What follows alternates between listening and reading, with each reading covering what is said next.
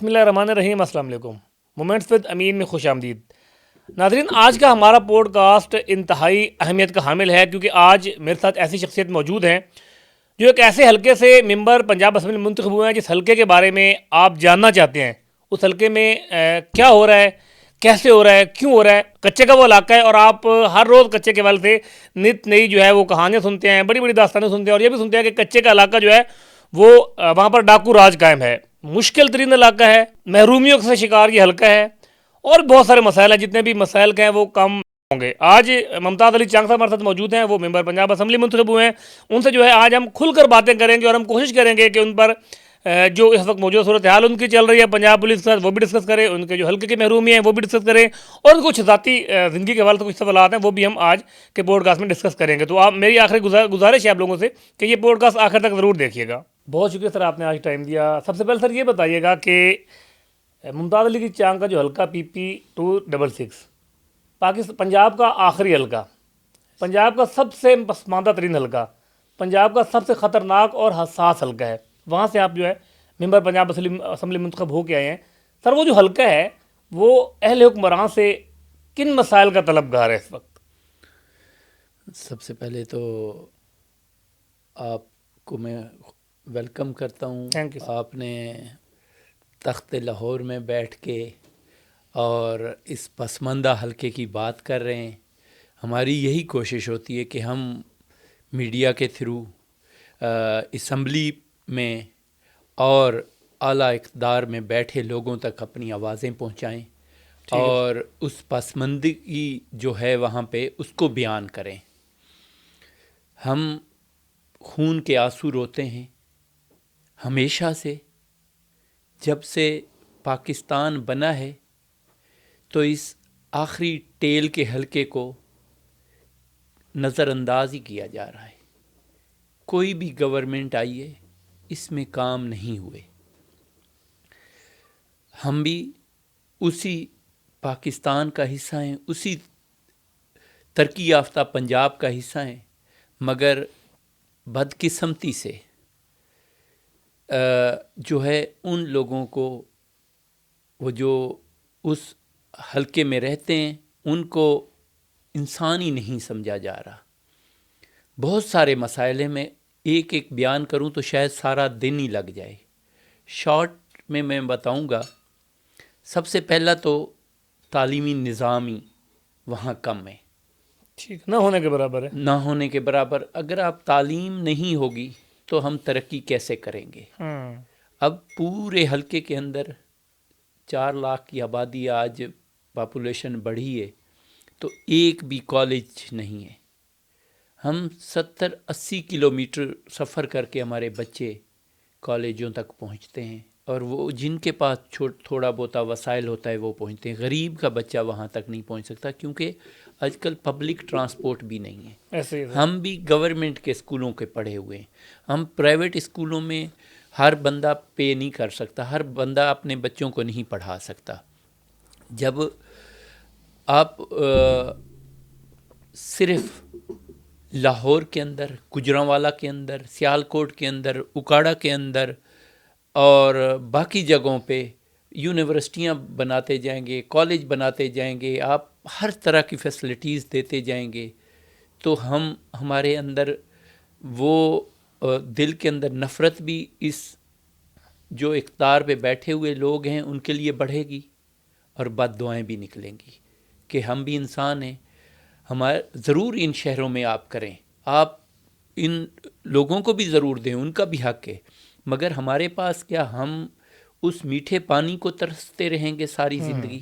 ہمارے بزرگ میٹھا پانی کے لیے ترس گئے, بنیادی حق ہے جو وہ دنیا سے چلے گئے. ٹھیک ہے. ہمارے بزرگ ہاسپٹلوں کو ترستے رہے, ان میڈیسن کو ترستے رہے جو ہمیں نہیں مل رہی, یہاں مل رہی ہے لوگوں کو. ہم ٹیکس بھی دیتے ہیں, ہم ریونیو بھی اکٹھا کرتے ہیں, ہم سب چیزیں کر رہے ہیں, ہم ملک کی ترقی میں اپنا حصہ بھی ڈالتے ہیں. مگر اگر ہمارے لوگوں کو آپ نظر انداز کریں گے, ایک کہ یہاں سے پیپلز پارٹی کا نمائندہ کیوں بنا ہے؟ پیپلز پارٹی کا نمائندہ اس لیے بنتا ہے وہ حق کی آواز پہ بات کرتا ہے, وہ خاموش نہیں ہوتا, تو آپ کے نمائندے خاموش رہتے ہیں. آپ کے نمائندے جو میں یہ ان اقتدار والوں کو بتا رہا ہوں جو اس ٹائم اقتدار پہ بیٹھے ہیں، وہ آ کے خوشامد میں کبھی بات نہیں کرتے، ان کے اندر جرت نہیں ہے. پیپلز پارٹی کا جو ورکر ہے، جو امیدوار ہے، جو ایم پی ہے، اس کے اندر اللہ نے اتنی جرت دی ہے کہ اپنی قیادت سے اپنے لیے، اپنے حلقے کے لوگوں کے لیے بات کر سکتا ہے، میٹنگ میں صاف باتیں بتا سکتا ہے، تنقید کر سکتا ہے اگر کوئی پالیسی ٹھیک نہیں ہے. اور ہماری قیادت بڑے دل کے ساتھ سنتی ہے اور شاباش دیتی ہے کہ آپ کے اندر، ورکر کے اندر جرت ہونی چاہیے، ووٹر کے اندر جرت ہونی چاہیے، کیونکہ یہ حق ہمارے شہید ذوالفقار علی بھٹو نے ووٹ کا حق دیا ہے، عوام کو بڑے لوگوں سے بات کرنے کا حق دیا ہے. تو ہمارے پاس نہ کالج ہیں، نہ میٹھا پانی ہے، ہاسپٹل ہیں ٹوٹی پھوٹی، ڈاکٹر نہیں آتے، اور اگر اسکول ہیں تو ان میں استاد نہیں آتے، ٹیچرز نہیں آتے، کیونکہ کہتے ہیں جی لا اینڈ آرڈر کا مسئلہ ہے. لا اینڈ آرڈر کا مسئلہ مختلف ٹائم میں بڑھتا ہے پھر ٹھیک ہو جاتا ہے.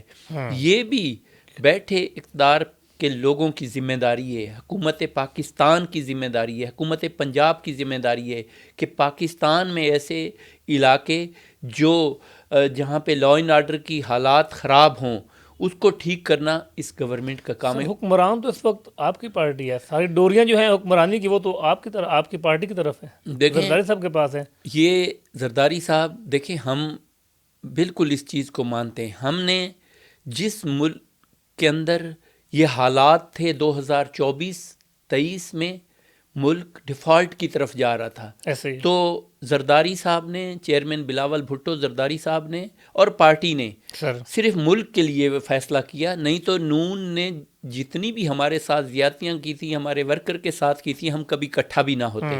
ہم نے ملک کی خاطر، ہم نے ملک کو ترقی کی خاطر ہم نے یہ ساتھ دیا. اس کا یہ مطلب نہیں ہے کہ آپ ہمیں پیستے جائیں اور آپ ہمیں اپنے پورے حق نہ دیں. ہم کم تعداد میں ضرور ہیں، مگر ہمارا پیپلز پارٹی کے لوگ آج بھی پنجاب میں بہت اکثریت کے ساتھ ہیں اور چاہتے ہیں پیپلز پارٹی کو. اور دیکھیں اس طرح کا الیکشن ہم بھی جیت سکتے تھے، ہم بھی کر سکتے تھے. ہم چاہتے ہیں جس کا مینڈیٹ ہو اس کو ملنا چاہیے.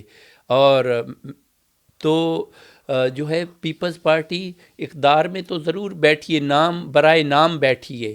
آپ میری اسپیچیں دیکھیں، میں نے ہمیشہ حکومت میں بیٹھے حکومت پہ ضرور تنقید کی ہے، اور اچھے کام اگر چیف منسٹر صاحبہ کر رہی ہے اس کے لیے بھی ہم اس کو تعریف بھی کرتے ہیں، بہت اچھے بھی کر رہی ہیں. مگر جب تک جنوبی پنجاب کے اندر باقی کام نہیں کریں گے اور ہمیں نظر انداز کرنا نہیں چھوڑیں گے، ہم تنقید کریں گے اور ہم اپنا حق بھی مانگیں گے. اور ہمارا جو اصل مسئلہ ہے وہ ہے ساؤتھ پنجاب صوبہ بننا. ٹھیک بات ہے، بنیادی مسئلہ ہے. جب تک صوبہ نہیں بنے گا ہم اسی طرح، ہمارے بزرگ جدوجہد کرتے رہے، ہم کرتے رہیں گے، ہم تھک جائیں گے لوگ، اور یہ ہمیں صوبہ دینا نہیں چاہتے. اب تو انشاءاللہ تعالی ہم کوشش کر رہے ہیں کہ پارٹی ہوں چاہے بغیر پارٹی ہو، ہم ایک اتنی بڑی تحریک یہ ساؤتھ پنجاب سے شروع ہونی چاہیے کہ جو ہے وہ صوبہ اعلیٰ اقتدار میں بیٹھے لوگوں کو مجبور دینا پڑے. پیپلز پارٹی آپ کو پرمیشن دے گی سر اس تحریک کی؟